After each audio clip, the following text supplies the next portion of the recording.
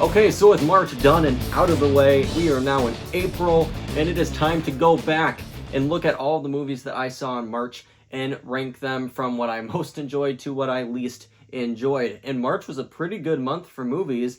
Only a couple didn't work for me, but it was pretty good month, as we're gonna have some pretty good months here all the way up until August. It's pretty jam packed, and we are of course going to be ranking all of the movies that I see in every single month. I'm going to do a ranking video at the end of each month about those films. So, also, channel update, we are on the road to 1,000 subscribers. I would love to have you along for the journey. We do trailer reactions, movie reviews, movie news. We cover all of it here on Emit One, so please stick around and enjoy. So, right now, let's get into our March ranking. Coming in at number 5, we have Shazam! Fury of the Gods. Now, this was the only movie that I did not enjoy in March here.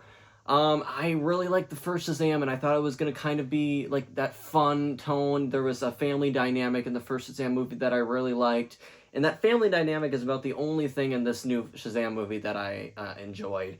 Unfortunately, the action didn't work. The story was lackluster. I think a lot of the characters were wasted, especially Helen Mirren in this film I thought was wasted.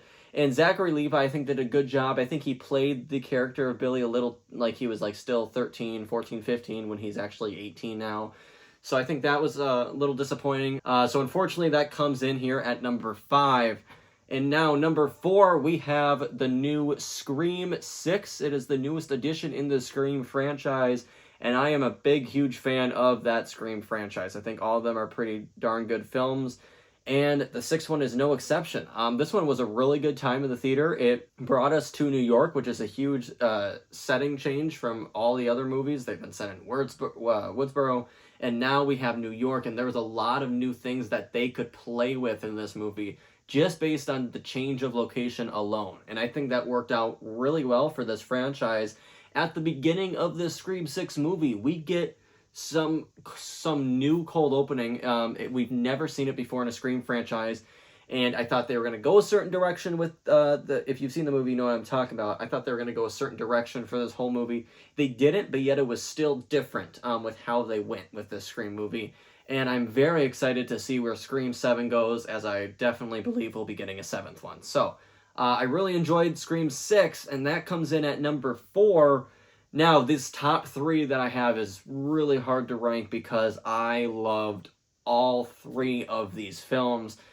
They surprised me. It was a heck of a good time in the theater, and I feel like these are probably my top 3 films of the year so far. So, coming in at number 3, we have Dungeons and Dragons: Honor Among Thieves. I just reviewed it up on the channel, so you can go and check that out. Man, was this a great time in the theater. A huge surprise for me. As I said in my review, I know nothing about the game of Dungeons and Dragons. I've never played it. I don't know anybody else who's played it.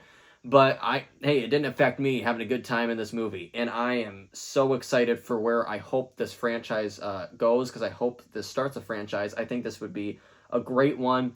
It was a great, fun fantasy film. All the story worked for me. The characters worked for me. The visual effects were pretty good, in my opinion. And like I said, this was just a fun movie that everybody, I think, would enjoy seeing. So, Dungeons and Dragons: Honor Amongst Thieves comes in at number 3 for me. Definitely a great time in the cinema.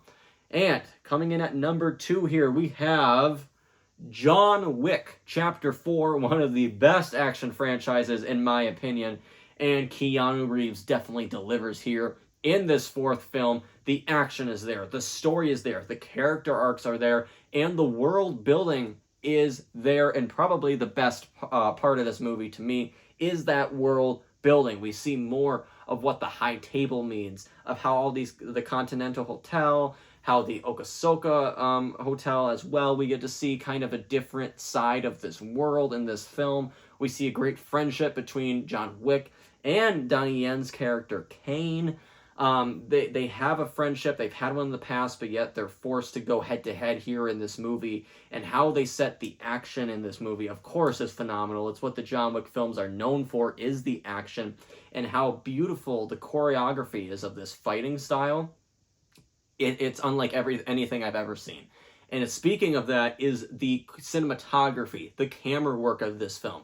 There's a point where throughout this action sequence, it gives us a bird's eye view with the camera. It starts right here and then it starts pinching out and then it starts to hover above John Wick as he's going through rooms just killing all these people. It is a great, it gives us a fresh new take on the action like genre, I believe. And it's definitely an A+ cinematography film, in my opinion, with how they filmed this whole entire movie.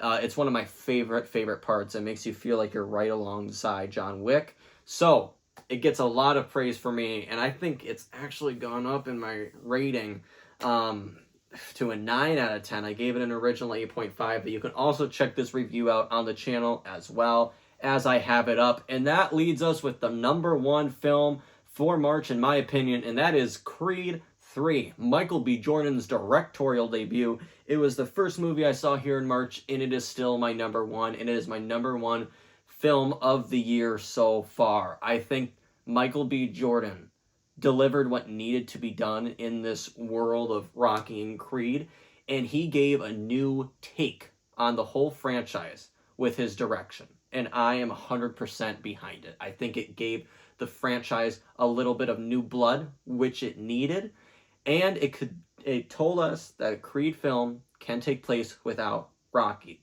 The way they set this up with Creed and having some things from his past affect his present right now, brilliant. The family dynamic in this movie is outstanding and heartwarming for sure. You see the struggle that Adonis Creed has to go through with his retirement life and his family life.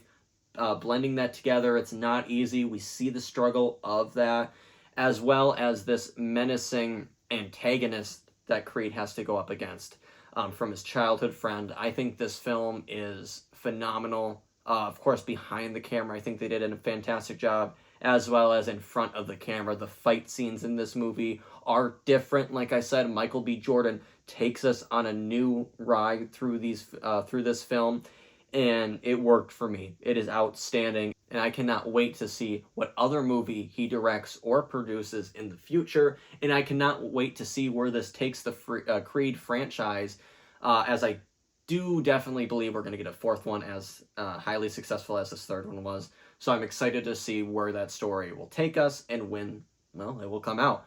So everybody, that does it for March. April is going to be a phenomenal month as well. Coming up on the channel, I will be reviewing Air, as I'm seeing that Wednesday, and I'm also seeing the Super Mario Brothers movie, which I am super excited about on Wednesday.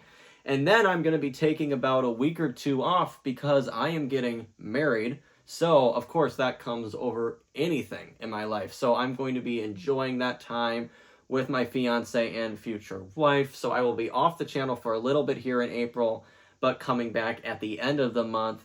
And the whole summer movie season is right at our fingertips. It's coming soon, and that is going to be a knockout part of the year. It's going to be phenomenal with all the movies being released. So let me know down below in the comments what you thought of the movies in March. How would you rank them with the ones you've seen? What are you looking forward to in April? And like I said, we are on the road here to 1,000 subscribers. We just passed 100, so I really appreciate everybody's support. Like I said, we do it all here on Admit One, and I would love to have you along for the journey. So that does it for me, everybody. I'm Tyson Honecker, and until next time, I'll see you on the next one.